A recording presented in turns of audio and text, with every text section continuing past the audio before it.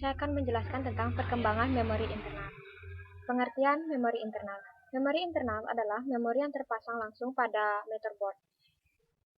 Perkembangan memori internal ada dua, yaitu RAM dan ROM. ROM berfungsi untuk menyimpan berbagai program yang berasal dari pabrik. Program yang tersimpan di dalam ROM hanya bisa dibaca oleh para pemakai, sedangkan RAM merupakan bagian memori yang bisa digunakan oleh para pemakai untuk menyimpan data dan program. Perkembangan RAM atau Random Access Memory tahun 1968.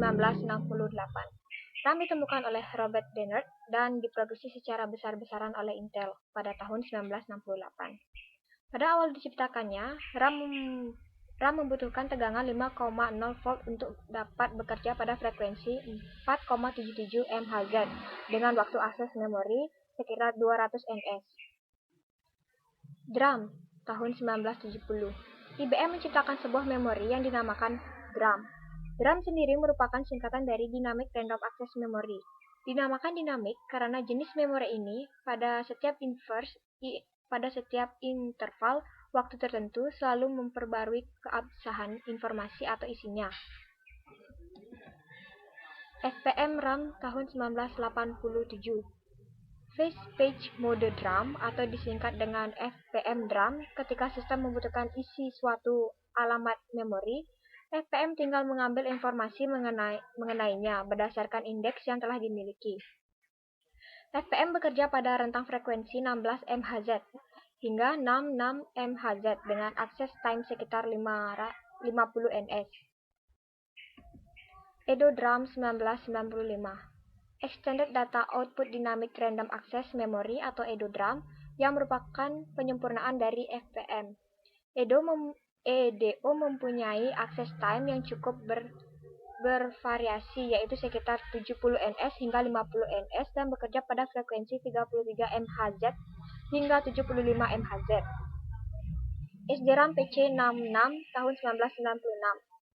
Kingston menciptakan sebuah model memori di mana dapat bekerja pada kecepatan atau frekuensi Synchronous Dynamic Random Access Memory atau SDRAM, dan lebih dikenal dengan nama PC66 karena bekerja pada frekuensi bus 66 MHz. Hanya membutuhkan tegangan sebesar 3,3 volt dan mempunyai akses time sebesar 10 ns. Bekerja sangat cepat dengan menggunakan memori PC66 ini. Selanjutnya, SDRAM PC100 tahun 1998. Menggunakan sistem memori SDRAM, maka dikembangkanlah memori SDRAM yang dapat bekerja pada frekuensi bus 100 MHz. Dengan menggunakan tegangan kerja sebesar 33 volt, memori PC100 mempunyai akses time sebesar 8 ns. Selain itu, memori PC100 mampu mengalirkan data sebesar 800 MB per detiknya. Maka muncullah apa yang disebut dengan sistem Super Socket 7. DR DRAM 1999. Rambus menciptakan sebuah sistem memori dengan arsitektur baru. Berbeda sama sekali dengan arsitektur memori SDRAM, oleh rambus memori ini dinamakan Direct Rambus Dynamic Random Access Memory. Dengan hanya menggunakan tegangan sebesar 2,5 volt, DRAM yang bekerja pada sistem bus 800 MHz mampu mengalirkan data sebesar 1,6 GB per detiknya. Sayangnya, kecanggihan DR DRAM tidak dapat dimanfaatkan oleh sistem chips dan prosesor. Satu lagi yang membuat memori ini kurang diminati adalah karena harganya yang sangat mahal. SDRAM PC150 tahun 2000. Perkembangan memori SDRAM semakin pesat pada tahun 2000 dan berhasil mengembangkan chip memori yang mampu bekerja pada frekuensi bus 150 MHz. Masih dengan tegangan kerja sebesar 3,3 volt, memori PC150 mempunyai akses time sebesar 7 ns dan mampu mengalirkan data sebesar 1,28 GB per detik. DDR2 SDRAM tahun 2003. Ketika memori jenis DDR atau Double Data Rate dirasa mulai melambat dengan semakin cepat kinerja prosesor grafik, kehadiran memori DDR2 merupakan kemajuan logis dalam teknologi. Perbedaan pokok antara DDR dan DDR2 adalah pada kecepatan data serta meningkatkan latensi mencapai 2 kali lipat. Selanjutnya DDR3 SDRAM tahun 2007. DDR3 ini memiliki kebutuhan daya yang kurang sekitar 16% dibanding dengan DDR2. Secara teori, kecepatan yang dimiliki oleh RAM ini memang cukup memukau. Ia mampu mentransfer data dengan clock efektif sebesar 800-1600 MHz pada clock 400-800 MHz. DDR4 SDRAM 2014. Standar DDR4 memungkinkan DIMM dengan kapasitas hingga 64 GB dibandingkan dengan DDR3 maksimum 16 GB per DIMM. Karena konsumsi daya meningkat linear dengan kecepatan, pengurangan kebutuhan tegangan memungkinkan operasi kecepatan yang lebih tinggi. Dan yang terakhir, DDR5 SDRAM tahun 2019. DDR5 direncanakan akan mengurangi konsumsi daya, namun akan mengandalkan bandwidth dan kapasitasnya dibanding dengan DDR4 SDRAM. Perusahaan SK Hynix mengatakan bahwa mereka telah berhasil menurunkan tegangan operasi dari 1,2 volt ke 1,1 volt. Jika dikombinasikan dengan proses baru, menyebabkan pengurangan konsumsi daya 30% dibanding dengan chip DDR4. Selanjutnya yaitu ROM atau Read Only Memory.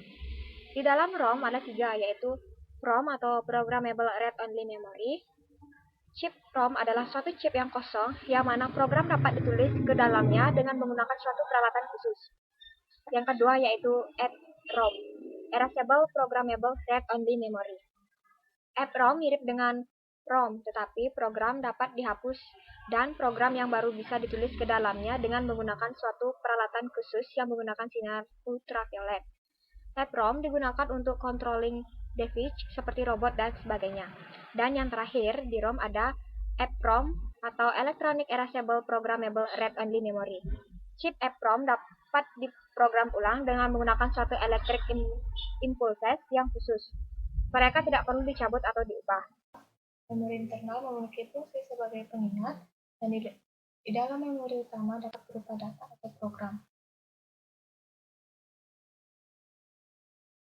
ROM adalah jenis memori yang isinya tidak hilang ketika tidak mendapat aliran listrik. Kemudian RAM. RAM adalah jenis memori yang isinya dapat diganti-ganti selama komputer dihidupkan dan bersifat volatile. Selain itu, RAM mempunyai sifat yakni dapat menyimpan dan mengambil data dengan sangat cepat. DRAM atau Dynamic RAM adalah jenis RAM yang secara berkala harus disegarkan oleh CPU agar data yang terkandung di dalamnya tidak hilang. DRAM merupakan salah satu tipe RAM yang terdapat dalam PC. Kemudian cache memory. Memori berkapasitas terbatas, memori ini berkecepatan tinggi dan lebih mahal dibandingkan memori utama. Berfungsi agar pemroses tidak langsung mengacu kepada memori utama, tapi di cache memori yang kecepatan aksesnya yang lebih tinggi. Metode menggunakan cache memori ini akan meningkatkan kinerja sistem. Cache memori adalah tipe RAM tercepat yang ada dan digunakan oleh CPU, hard drive, dan beberapa komponen lainnya. Memori eksternal merupakan atau biasa disebut juga perangkat keras untuk melakukan operasi penulisan pembaca dan penyimpan data. Di luar memori utama, berfungsi untuk menyimpan data atau program contoh hard disk, floppy disk, flash disk, CD, dan lain-lain. Berdasarkan jenis akses, memori eksternal dikelompokkan menjadi dua, yaitu DASD atau Direct Access Storage Device, di mana ia mempunyai akses langsung terhadap data.